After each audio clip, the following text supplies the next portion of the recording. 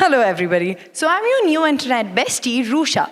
I hope you're all doing well and trying to move on from that one heartbreak which almost messed up your boards ka results. If not, let me tell you, you're not the only one. Been there, done that. But what's important to remember is that that's not the end of the world. I know it feels like that, but it's not. Today, I have with me some very beautiful people, and most importantly, someone who can guide us through all these troubles. Passing on the mic to Dr. Veena Krishnan, our counselor, and she's here to talk about how Generation Z perceives relationships and where we are going right or wrong about it. So, the topic for today that we have taken up is relationship. And the word itself speaks so much about. And the first thing that comes to mind is not a relationship with friends or parents or pets or any other person in our life, but as in romantic relationship that we think of. And the word has changed to so many other, you can say, what do we call word ka? Hookups or dating or boyfriends or flings or maybe situationship. So when we go on changing the dynamics of relationships, certainly lot of impact of experiences and emotions and behaviors also change, and the expectations in the kind of association that we form, connect between two people also keep changing. So we are here today to understand a lot of other experiences that comes from the Gen Z and how they experience it, what they think of it, and how they want to understand it. Thank you. So Neha, you're here. What do you say about relationship that you see amongst your friends and peers, the pressure of not being single? What do you say about that? So considering we are Gen Zs, being with someone is like a mandatory thing to, to be a Gen Z. It seems like that. And it's like in our day-to-day life, talking about my friends, talking about the people I know, they cannot go a single day without not talking about dating and the situationships they are in. It's like everybody is in a situationships. There are exceptions, of course. But yeah, but what I think is every coin has two sides. So even all the situationships, flings, real relationships, which are like genuine in today's generation, even they have two sides. And yeah. So when we talk about situationships, so why do we call it a situationship now? Can you add to that? Because it has gone to that extent of not taking responsibilities or commitments. What is it that we are avoiding, the young people? I think what we are avoiding it's a situationship because we don't know what kind of ship it is. It is surely not a friendship, and due to lack of commitment, it's not a relationship because no one wants to owe each other anything. No one wants to take emotional responsibility of each other. But surely they are being in a situationship is like at an expense of one's own mental health. True. Yeah. He'd like to add something. Hello everyone, my name is Sarthak Hemkar. I would like to add up to this thing is what I feel is today people are like busy impressing each and everyone out here. Like they flex about these things. I've done this much amount of casuals, that much amount of casuals. They don't know what's the repercussions of that. Actually, whenever you grow old, when you want to settle down with someone, so you have been through a lot of people. You have their traumas, you have their emotions, you have a lot of things. So when you try to get into a committed relationship, you'll get a lot of problems. Because you cannot, whenever you feel like this is a problem, you would like to end that relationship instead of solving that problem. So very, very well said. So what happens here is that when we are without a commitment in a relationship and things not going okay, we are not getting what we want, or too much of expectation is there, or the pressure to support the well-being of the other person, then what do we choose? We want to come out of it. And then what happens? The breakup happens. And when the breakup happens, it's very ugly. Yeah. So the rejection in any form that it comes is hard to take. Hello everyone, Aditi this side. So truth be told, I have never been in a relationship, but I feel like I've always had one clarity in mind, and that was whenever I would see in my school kids coming in relationships or just, blabbering or tagging each other, you're my boyfriend from this day on, and I will be with you, I will be your best friend, I will do everything for you, I might also go to the space someday, might go to Mars someday, and bring whatever you want me to. I would always think that I don't know who I am, and to experience love, one needs to attain mental maturity. Love needs maturity. It's not a feeling, it's not a temporary feeling that I feel for 5 minutes, and the next, what I know is I don't know. Very well said. And love is not a feeling, love is a behavior that one shows. And a big responsible behavior to take care of the well-being of like we mentioned, the well-being of the other person, to help the person grow, support the person through the ups and downs of day-to-day life. And we aren't matured enough when what we want, what I see, I hope, Anna, that you all will agree or disagree with this, but what I see happening is that the moment the stress of adaptation is required, we get frustrated, and it is only about pleasure. So if it is only about fun and pleasure, and not taking any kind of stress of adjusting or managing things around, then the moment that pleasure or fun doesn't come, then what happens to this kind of relationship? It brings a lot of trauma and pain. Yes. So, yeah. Actually, that pleasure and fun is that pleasure and fun only when you have love involved. Otherwise, it's totally waste of time. Obviously. You feel that? Tell me. I agree, but in our generation, that's not what everybody feels. Yeah. That's what I feel. Wait, just 1 second. The problem with our generation is that they are busy impressing each and everyone, and you're trying to make their exes jealous. These things are happening. They don't know that their exes have like no relation with them right now, their current self. And one thing I feel is like there needs to be an involvement of spiritual education in our curriculum. That will help a lot in our relationships. Yeah. Hi, I'm Nandini. I just want to say कि लोग relations में तो आते हैं but वो emotions नहीं समझते दूसरों के, लाइक वो कि सामने वाला क्या फील कर रहा है. लाइक किसी के इमोशंस होते हैं कि like I am pure, but सामने वाले के इंटेंशंस होते हैं कुछ और तुमसे. तो इट्स बेटर कि तुम किसी के साथ आ रहे हो, सो अपने emotions and everything should be like clear रखो. Why does a relationship end, and when does a relationship end? Vansh, would you like to add something on this? This college area, I've seen many girls, if they see a boy, if they are in a relationship with a boy, and if they saw another one who is much better than their current one, they switch, and which is so wrong. Vansh, when you said ki girls, when they see a better boy with maybe a bike or something, they choose him over the other one who is more simple or doesn't have that kind of money to give good time. So they change. It's only about girls, or it is about boys also? Guys also do the same. I want to add up to this. Ma'am, one thing that I've noticed a lot nowadays is that guys are going for beauty, and guys are going for the physicality, and the girls are going for the money. And of course, there are personal motives and selfish needs to be fulfilled. It's nothing about coming in a relationship. It's nothing about love. It's not about friendship. That's why I said ki spiritual education is must.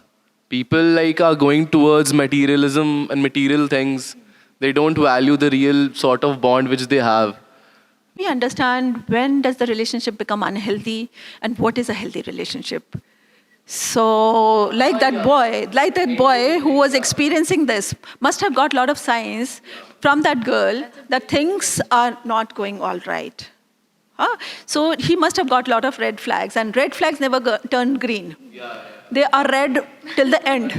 So, are we aware of that sign? Did we see that sign coming and then we ignored that? We will correct it, we'll be more nice, we will give in more, and we'll please the person more and do things like that person wants and beg and do whatever it needs to maintain the relationship. So you're losing your own self-esteem also there. So do you all recognize the signs? That is important. Recognizing these signs especially unhealthy signs in a relationship, is very, very important, and it's my biggest concern for all of you. Because you all are vulnerable, and a lot of emotional scars you bring, and damage to yourself by relationships that you make a choice to be in. And it affects the self-esteem. It changes so much about you as a person. It changes so much as to how you are going to see another relationship that you will get into, how you're going to perceive, if it's a boy, how he's going to perceive a girl, and how the girl is going to perceive another boy. Like everybody's bad, then everybody's, so generalization happens, and hold on to that scar, and then desperately trying to mend up with, in spite of the red flags, going to mend up the relationship with the ex, and the ex never becomes ex. So the Y has no chance to come in. So, so all these things we get trapped into. Anything that you... Yeah. Ma'am, as you said, like, I would like to add is, like, we deliberately choose to ignore the signs. We deliberately do it. Like, talking about from a personal experience, I was, I was in one situationship, and I knew that everything was red. Nothing was green about it. Like, from far away I could see it's red, but then I chose to ignore it because I was so much engrossed in it, and I knew that the person who was on the opposite side is not that involved, but I was satisfying my own emotions. Actually, you were getting emotional roller coasters each and every time. That's why you got That is there, but what happens is... Yeah. Roller coaster is certainly there. Too much of emotion and dopamine is there. A lot of neurochemicals, everything, physiology is there. But more important here is that when we are into such kind of a relationship, we bring in a lot of pain and anxiety to ourselves, uncertainty. And when you are in a togetherness and the intimacy, see, intimacy is not always physical. You're sitting down, talking to that person for long, long hours is also intimacy.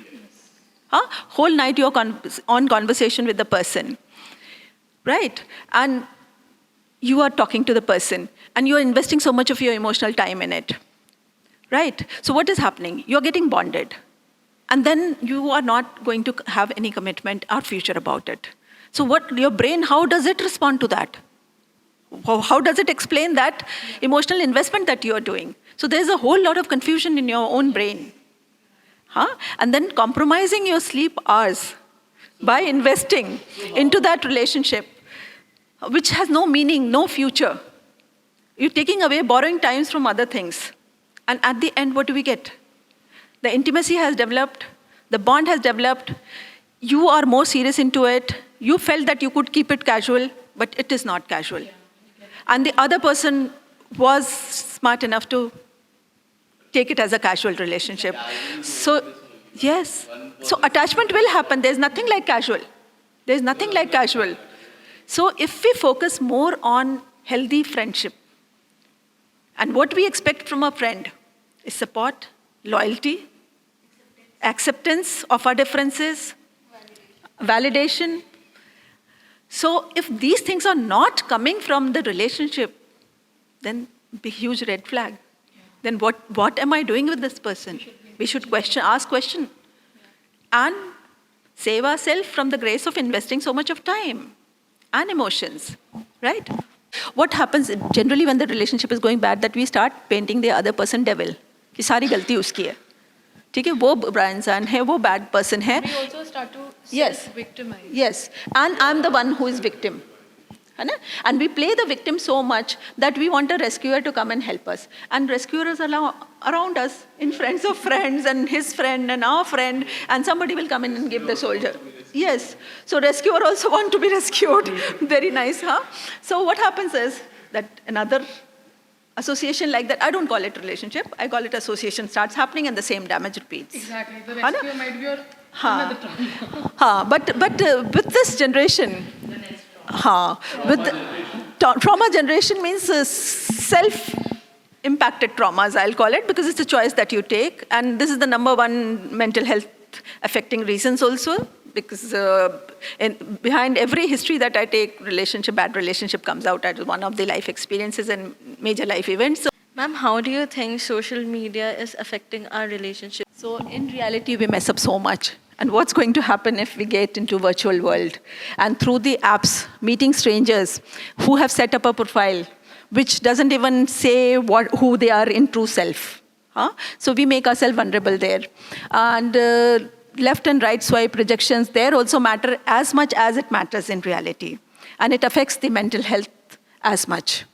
So anybody has any experience to add here? Because your time investment will increase because it is within your phone. And all the time you are with your phone. And again, by yourself, when you are alone, it is an investment you are doing. And if that person doesn't pick up and get back to you on video call or maybe chatting, which is very, very addictive behavior. Chatting is the most addictive behavior. So once you don't get that, then are you okay in your room? You're not okay. You make yourself so vulnerable. Then what do you indulge in?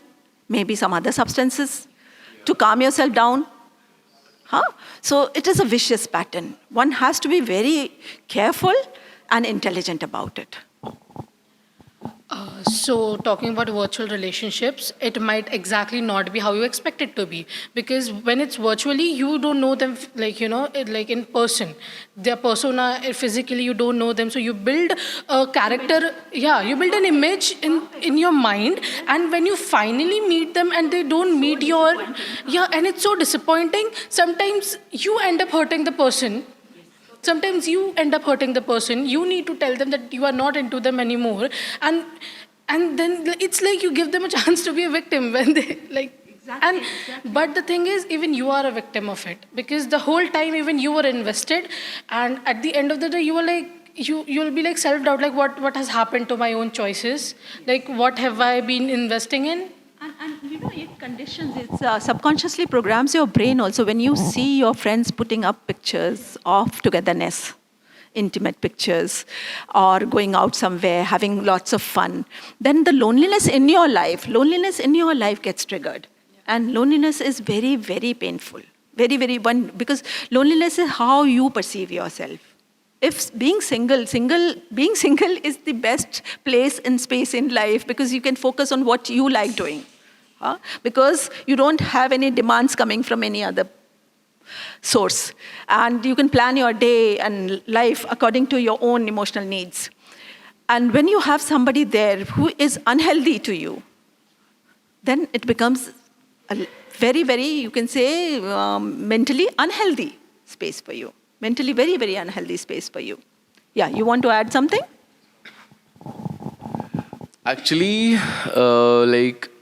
on social media, they used to suppose they are, for example, they are taking women. So they are giving giving a lot of misinformation about the women, whatever these things are. Men also, they are giving misinformation.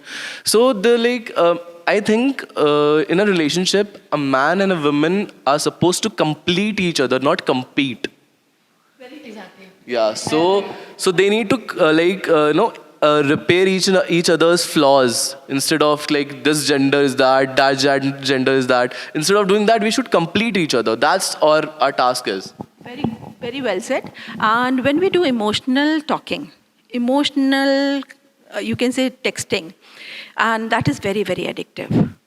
And deprivation of that leaves you very, very uncomfortable. Very, very uncomfortable, as if withdrawal from a drug. Phew, that was quite the conversation. So, I'm sure, just like me, you all also connected when people came up with their issues about relationships, about how they perceive it, and you could also relate at some point, since I'm sure that's how most Gen Zs like to look at situationships, relationships, dating, and whatnot. The dictionary kept increasing, but our understanding of how we actually feel, how we perceive things, kept getting smaller at some point. So let's take our time, let's sit back and actually reflect on what's important, what's not. Thank you.